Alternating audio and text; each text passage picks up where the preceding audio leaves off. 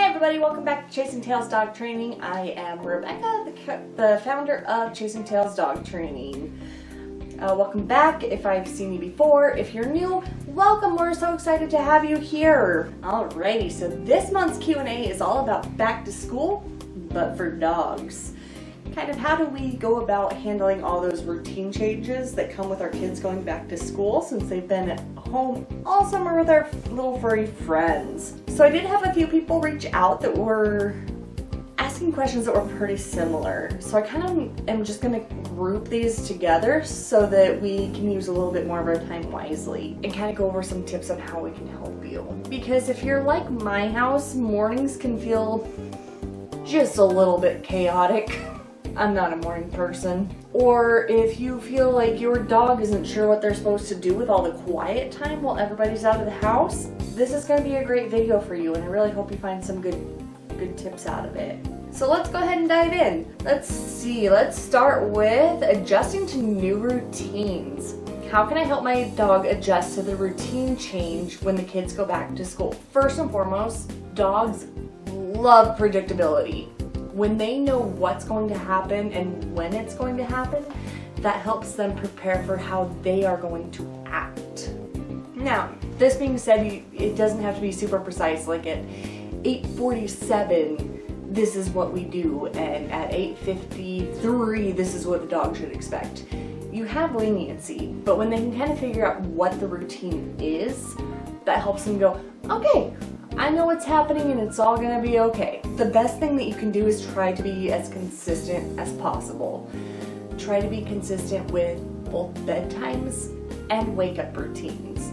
That way the dog's kind of like, all right, this is our downtime, this is when we're all gonna go sleepies. And then when it's wake-up time, they're like, all right, we're gonna get up. I know that I'm gonna get breakfast at some point, and then maybe I'm gonna get a quick walk or a quick training session, a quick game of fetch, whatever it is that works for your dog. And then everybody's gonna leave. And I'm gonna hang out by myself and enjoy my day to just do my thing. That really helps them. You can absolutely come up with some type of a pre-departure ritual. Again, that could be a quick little walk. Doesn't have to be long, 10-15 minutes just to get them out of the house, breathe some of that morning fresh air, and then maybe they get some type of an enrichment activity, whether it's like a Kong chew or a puzzle toy, something like that. Something that lets them know, whoop, we're leaving for the day, but you're gonna be okay. You can do a quick game of tug or fetch. You could absolutely do like a quick little 5-minute training rep, especially if you have a new puppy. This is a great way to utilize your time of, I'm gonna spend 5 minutes, we're gonna work on a sit, or a watch me, a touch, things like that your dog already knows, and you're just encouraging that consistency that this happens anytime, anywhere. Most importantly, when you leave, make your departure calm. Dogs do not need a whole, oh my god, baby, I love you so much, I'm gonna miss you, and it's gonna be okay, and we're gonna have a great day, and I'm gonna do all the things. Like, no. Keep it simple. All right, buddy, have a great day, I'm off to work, I'll see you later, and then carry on with your day. It doesn't need to be this whole drawn out thing that's actually gonna cause an anxiety trigger. They know that as soon as you start doing that, they're gonna start getting anxious, and then it just creates anxiety throughout the day for them to have these bad behaviors when you're gone, like being destructive or urinating, defecating in the house, things that they kind of go, huh. So just keep it calm, keep it quick. All right, buddy, I'm out, bye. You don't even have to say goodbye if you don't have the time and the oomph to. That's perfectly fine. Dogs do not need a big goodbye ceremony. So then I also got a lot of questions regarding being worried about when somebody leaves their dog at home that they're going to bark or whine and cry for the entire day after everybody's gone. And honestly, especially those of you who got a puppy over the summer and just transitioning back into everybody leaves, this is totally common. This is not a new thing. And it does take some time to transition between the everybody's here to everybody's not here. And those of you that have an older dog that has spent the entire summer with the kids, they've been out doing everything, walks, hikes, bike rides, camping, hiking, whatever it is, to, what do you mean we're not going on a bike ride today? It's a big thing, but it doesn't have to be a big thing. Instead, we're going to practice short transitions of nobody's at the house. This doesn't have to be long. It can literally start with 30 seconds of everybody leaves the house, the dog has quiet, and everybody comes back in. And then maybe everybody leaves for a minute and they come back in. The dog's okay. This is like an object permanence thing. This is how they learn that you are always going to come back to them regardless of the situation. It doesn't matter if it's 30 seconds, 2 hours, or 8 hours. You're always coming back, and you might need to practice in short durations to kind of get the idea. But once you practice that and they understand you're always coming back, they're like, all right, bye. I've got important dog things to do, like chew on a bully stick that mom and dad gave me, or I got some really important napping skills to work on today. You can always offer some type of an enrichment activity, like a stuffed Kong. I really like putting mine in the freezer so that they're frozen. It takes a little bit longer for them to get through. I also like to put different treats and pieces of kibble and like longer bones, like a dental bone or a bully stick or something, that keeps it a little bit more interesting. Keeps him wanting to figure out what's going to come next. Am I going to get a kibble? Am I going to get a treat? Am I going to get a piece of beef liver? Who knows? It just creates that excitement a little bit longer. You can totally do some type of like a puzzle toy or a long-lasting chew, like a bully stick is a great option. There's those, they're like silicone toys that have the center that you can purchase it's similar to a Kong toy, only a little bit bigger. Those are also great options. It just gives them something to do while nobody's there. And then when you come home, don't make it a big deal. Don't come home, oh my God, baby, I've been alone all day. Don't. Focus on being calm. Teach your kids to be calm when you come home. I promise it's going to be fine. Your dog's not going to think that you love them any less. Another big one that I got was my dog keeps trying to get into the kids' backpacks and their lunchboxes, and they're all over all of their stuff when they come home. And honestly, Toby's the same way. You can ask my husband. Anytime we come home with groceries, Toby's all about what's in here. Is anything for me? Is anything good?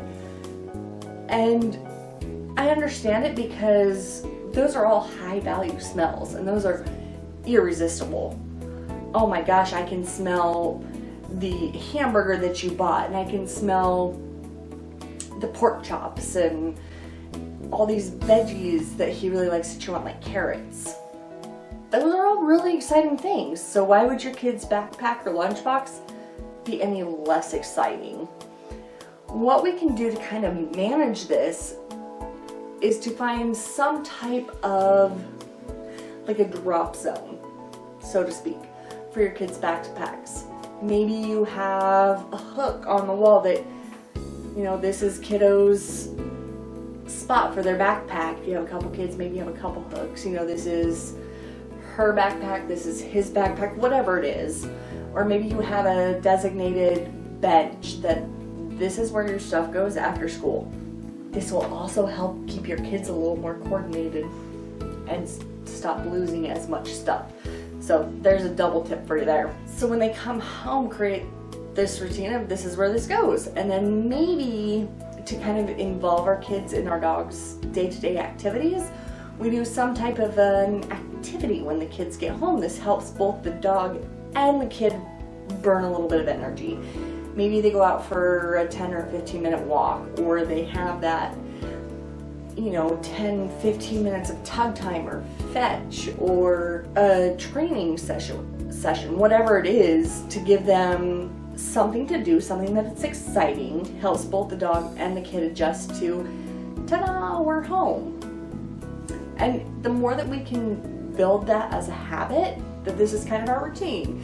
Kids get home, backpacks go in their drop zone, we go play a game for a few minutes, and then after that, it's homework and chores and dinner and all, you know, all the boring stuff that happens according to dogs.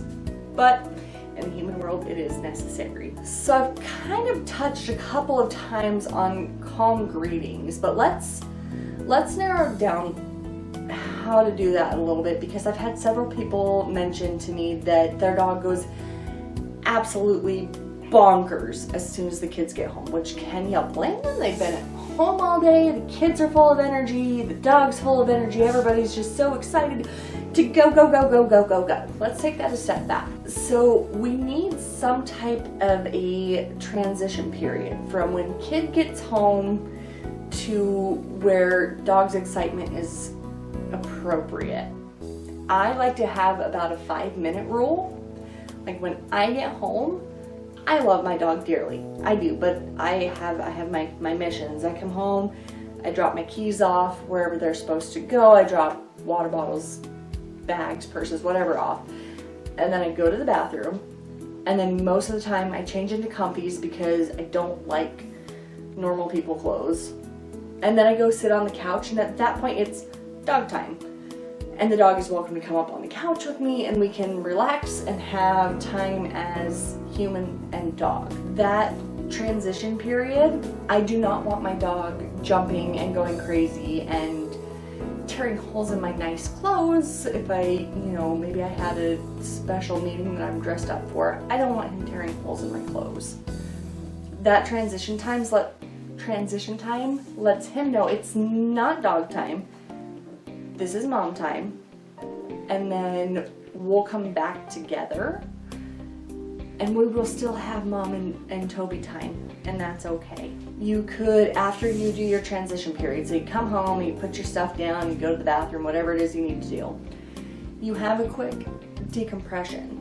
Maybe you go for a quick walk. Maybe it's just around the block. 10-15 minutes, that's perfectly fine. You want to go more? Do it. Your dog will love it. But this gives them a chance to kind of burn some of that energy. And then maybe you do some type of a game. Maybe you do treat toss or go find or something that's exciting. Easy training cues. Something they already know because they're too excited to learn something new. Do something fun. This is going to help everybody settle. This is going to help you as a parent. It's going to help your kids. It's going to help your dog. Everybody, it doesn't turn into complete chaos. Which I don't know about you, but I'm all good for a little bit less chaos in my life. Oh, my husband is nodding at me. So those are just some of the big like back to school questions and themes that I kind of got for this month. Things like adjusting to routines, handling alone time, keeping dogs out of backpacks and other kid goodies, and then managing some of that after school energy and chaos. I hope that these tips give you some ideas on things that you can try in your own home. And honestly, I would love to know anything that you have tried or are going to try and how it works out for you. I love to hear from you guys and what works for you and your family. Before I go, real quick, let's take a little sneak peek of October's Q&A. I'm excited.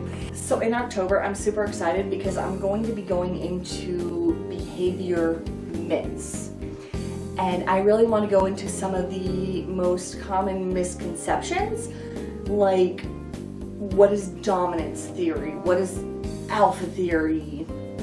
What creates a bad dog or a good dog for that matter? If you have any myths that you've heard or things that you're like, I'm not 100% sure on that, let me know. I would love to either go and bust that or tell you why I think that it's important and why I think it's such a good strategy. Either way, send me a message, drop me a question in the comments, whatever works for you, whatever you're comfortable with. who knows, your question might be on next month. I'm always excited about these month-to-month Q&As. They bring me a lot of joy. I don't know about you guys, but I'm excited about them. So let me know. Until next month, happy training, and we'll see you soon. Bye.